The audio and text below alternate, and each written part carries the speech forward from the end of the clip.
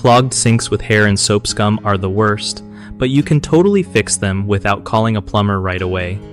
So, first off, grab a bucket and unscrew the trap under your sink, that curved pipe thingy, then clean out all the gunk stuck inside. If that feels gross, I get it, but it really helps clear the biggest chunk of the clog. Next, try using an enzyme drain cleaner. These break down hair and soap naturally without harsh chemicals messing up your pipes. Avoid pouring boiling water down the drain because it can sometimes make things worse by melting soap scum into sticky clumps. Also, keep a little hair catcher over your drain to stop strands from slipping down in the first place. Don't flush a bunch of hair or oily stuff down your sink, no matter how tempting to just rinse it away.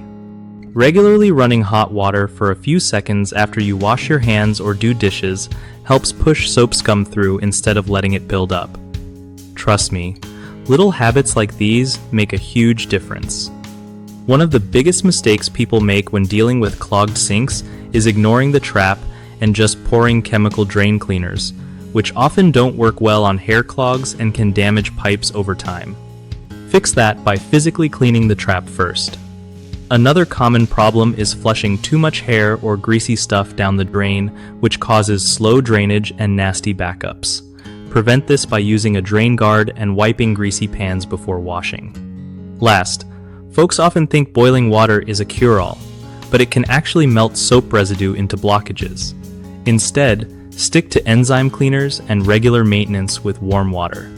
BigHomeProjects.com is awesome because it helps homeowners find trusted local contractors who really know their stuff, saving you the stress of searching all over. Plus, it gives contractors a solid way to get work from people who need help with projects like clogged sinks or bigger home fixes.